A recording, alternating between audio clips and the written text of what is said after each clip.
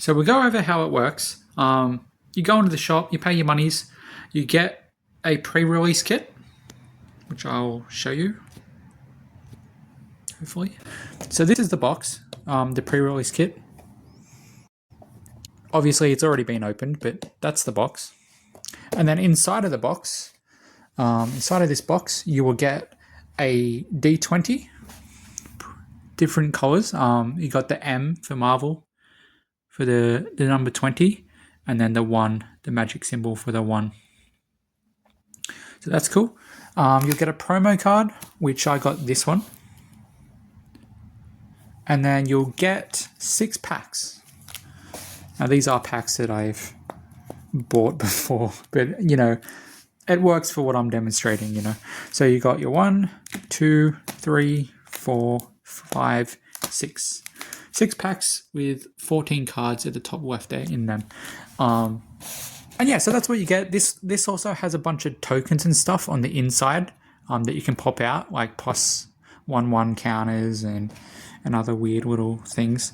So you open it up, and then you got these pop out things. I don't even know what these things are. I don't know. Maybe villain hero, I guess. You got your +1/1 circle counters, which I already had some dice for, so that's fine. You got a shield, symbolizes something. Yeah, some more little shields down in there, symbols down in there. But yeah, get those out of here. Yeah, you got your 6 packs, your dice, your promo card, and what you got to do is you open these packs, and then you got to build a 40 card deck out of this. And then there is a land station. So I've already got my lands here. I know there's a lot of them. It doesn't include these. These are like special lands. So we cut that out. Just these lands at the back here. So there was a land station, like pretty much similar to this in a box. And then you just go and take whatever land you want. And so, yeah, it was very interesting, very fun. I did enjoy making decks out of it. I can't remember, like I wouldn't remember what cards I got out of the packs now, but I do still have the deck that I used in the tournament, so we'll go over that. Out of terms of colors, because when I opened the packs, I sorted them in colors, right? Colors and artifacts, lands, special land. I didn't get a lot of the other colors that I didn't play, obviously. I got a decent amount of red cards. Yeah, but that was about it. Like green, not so much, very little black. Blue and white were quite up there, a fair few amount of those, which were good as well. Going through them, they were good. And I got like here and there artifacts, not a lot of. But yeah, so I was going through and then I seen my multicolor guys. They had in common white and blue. And I was like, mint, we're going to go with that. So these were the guys I used. I used Spider-Man. He's at the top there. He's a white, 2 and a white or 2 and a green. This guy, 1 colorless, white, blue. Same here, 1 colorless, white, blue. I'm like, that matches up perfectly. Let's try and go white, blue then. Yeah, so based off of those 3, I was like, I want to try and go blue, white. I also got the land, this one, which comboed nicely into it because it was a white, blue. It comes in tapped, which is a bit of a shame. But I do gain 1 life and it can be used for white or blue, so that was perfect. I got this other special land, which gives me a colorless. I can add a mana of any color, spend this mana only to cast a hero spell. And pretty much all my guys that I had were heroes. You see up here, Spider Human Hero, Human Soldier Hero, Human God Hero. So I could, if I had this on the field, I could use blue or white for it to cast a hero spell or activate a hero ability. And then it said that the ability is you pay 4 to tap it. You look at the top 3 cards of your library. You may reveal a hero card from among them and put it in your hand. Put the rest on the bottom in any order. Yeah, so going off that, I'm like, this works up nice. Like some multicolor blue-white heroes. I've got land that could tap for blue-white, and then I've got another special land that gives me color for the heroes that I need to spend, if that makes sense. Like if the hero is blue-white, I could tap it for blue or white. So I was like, that's going to work nicely. And then I did also notice I had some good lockdown and removal spells. These are my blue spells over here. So I had this for a really good lockdown. 2 and a blue. And when it enters, tap enchanted creature. Enchanted creature loses all abilities and can't be untapped. So it basically locks it down. Say you've got like a really big, like, if this is a really big solid, like a 5/5 creature, I can make it tap, and then it stays tapped until this thing goes. So that is really nice. Definitely seen that and had to have that in there. This one, Counterspell, I really liked. I use this really nicely, actually. So it's a 2-cost Counterspell, right? Counterspell, unless its controller pays 2. Or I could teamwork it, where I can tap a creature with 2 power or more, and they'd have to pay 4 to counter it. 4 to negate this spell, that makes sense. I've done a really solid... I really like this card, especially early game. So I had this in hand. I had 2 mana on the field, and I had a creature on the field. The opponent didn't have anything, right? And then the opponent got to 3 mana, and he's like, oh, sick, I'm going to play something, right? He uses all his mana, all 3 mana, to play a creature, and I'm like, Counterspell. And he can't counter this, because you need to pay 2 mana to counter this. He'd already used all his mana. So it's basically, he's tapped out of mana, he's lost the card, his creature, and he can't respond to this card. So, really big fan of that. Really big fan. Onto the other one, that didn't matter too much. Just the owner of a target creature and opponent controls puts it back into the library. So it kind of bounces back creatures off the field. This one I used a little bit. It would turn until end of turn, target artifact or creature becomes an artifact creature with base power and toughness 4/4 and gains flying. Draw a card. Kind of the beefy up creatures give me a card draw. Onto the blue creatures. Nothing too crazy. A small cost 1/3. A flying. Medium 2/2. When he enters, I can return up to 1 target non-land, non-token permanent to its owner's hand. And if I ever return something of my own to my hand, this guy gets buffed up. This was just a cheap 1-cost 1/1 flying. This was a bit beefy, but I could flash him in, meaning I could play it as an instant.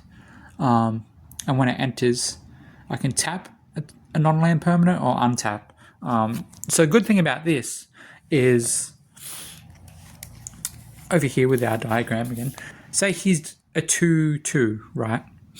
He's 2 attack, 2 defense. He's attacking, and I've got no blockers. If I had the mana, I could flash this in, declare blocking, and then kill him, right? Well, I did say 2/2, so he would die as well. But you kind of get what I mean, right? If it was like a, I don't know, if it was a 1/1, I could flash this guy in, block, he would die, I would stay, kind of thing. But this was really good just to kind of like surprise the opponent, where they think, okay, I can hit through for damage for free. I can flash him in, declare blocking, stop the attack, and hopefully kill your guy and keep my guy alive, or trade, you know. So he was nice. Over to the white instance. That was a bit I was like, whatever. This one was pretty good. You play it, and then whenever a creature you control enters, you scry 1, put a plan counter on it. When the 4th plan counter is on there, you sacrifice it, draw a card, and put a 1/1 counter on all your creatures you control. So it kind of buffs them up as creatures come in, which was nice. This one was also good. It gives the creature a 2/2 first strike vigilance, and whenever the enchanted creature attacks or blocks, I can attach any number of equipment to it. I didn't have a lot of equipment though. I only had 2, so that didn't matter. But the fact it's a 2/2 first strike vigilance, cracked. This boy here, this was a savior. I really, really like this Hell Carrier Strike. So it has teamwork too. Whereas as an additional cost to cast a spell, you may tap any number of creatures you control with power 2 or more. It deals 2 damage to target attacking or blocking creature. And if you use teamwork, it's going to do 4 damage to the creature instead. So this was really good. So over to our example. Say this guy's attacking. He's declared as attacking. I can play this, and it's going to do 2 damage to the attacking creature. Or I can tap a creature. If this creature's got, say he's a creature with power 2, I can tap him and instant play this for its teamwork cost, meaning it's going to do 4 damage to attacking or blocking creature. The fact I had 2 of those, really, really good. And then the lockdown is what I was happy to see. So these 3 were my big boys here. The damage and then the lockdown. I would have liked another one of those, but didn't get it. Then over to, okay, it's going to look a bit weird. I've drawn a nice little symbol. We'll go up to here first. He was like a whatever, I didn't care. Medium cost spell, a 3/3. Whenever you cast a non-creature spell, I can tap something. Didn't really end up using any of that because he came in super late and I didn't have spells to play. This guy, pretty good. Medium cost spell, 2/1, but a flying, vigilance, and prowess. So flying was nice, vigilance was nice. Vigilance meaning if I attack, it doesn't tap, right? He can block as well. So normally you'd attack, opponent's turn, this guy can't block. So that'd be nice. Vigilance, he attacks, and he remains like that. So opponent's turn, this guy can still block. This guy here, just a really cheap prowess, 2/2, pretty good. Now this guy over here, the cardboard over here, the nice drawing, I ended up swapping him out.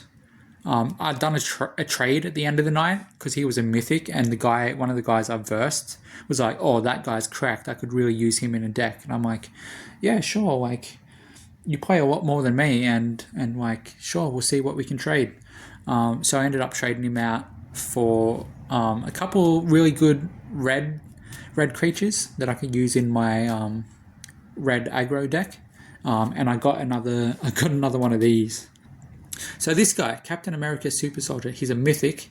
I tried to draw it nicely. He's a legendary creature, human soldier hero. Hero the keyword, meaning remember our special land up here. This can tap for any mana for the hero. Spend this mana only to cast a hero spell or to activate an ability of a hero source, and add the mana that you need on the hero spell. And he was a 3/2 down here, down the bottom, 3/2. He cost 1 colorless and 2 white, so it was 3 total. Playing into, the blue white, which was nice.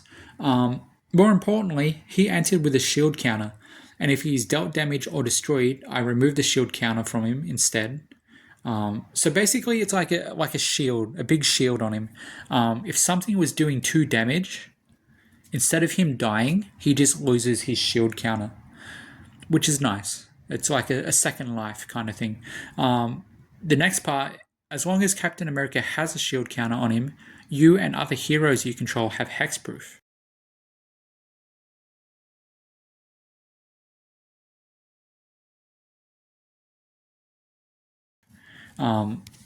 Hexproof for me and other heroes, but it was really good because I play him down, it gives me hexproof, meaning spells can't hit me at all. I can't be targeted by spells, and more importantly, my other heroes can't be hit with spells. So it kind of buffs them up and keeps them alive. Going down to artifacts, I had the shield spike kit, very nice, very cheap. 1 cost, 1 to equipped. Equipped creature gets a 1/1, so it buffs him a little bit. But then more importantly, when equipped creature attacks alone, I can untap it and scry 1. So very similar to the vigilance we're talking about. If he's the only one attacking, declare attacking, and then it would untap and I scry 1. Scrying mean I look at the top card of my deck. If I want to keep it, leave it there. If I don't want to keep it, I put it on the bottom of the deck. Not in the graveyard, the bottom of the deck. So yeah, quite nice. And it's only 1 to reattach, so nice and cheap. The other one cost, indestructible, so quite hard to destroy this. 3 to equipped. Sorry, the glare's a bit much. And then it gives the creature a 2/2. So buffs them again. So double this buff, but it is more costly. 3 to equipped. And then I had my Herbie Scout. Good old Herbie Scout. I played him on Friday. Cracked. I like him. He's 4 cost. He's a 2/1 flying.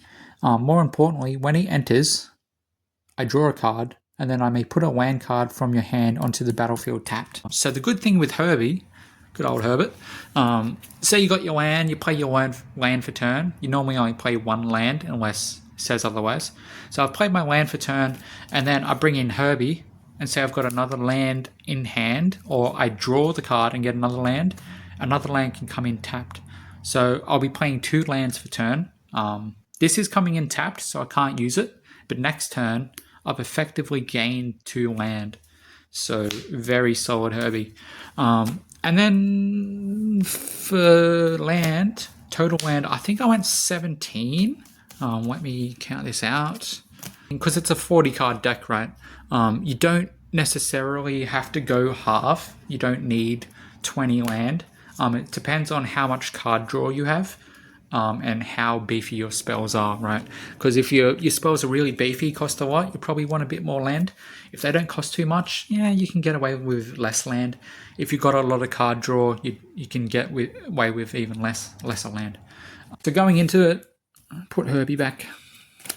Had our 2 special land, 6, 7, and then 1, 2, 7, 8. So we've got 7 and 8, which is 15, then 16, 17. Yeah, so I ran 17 land.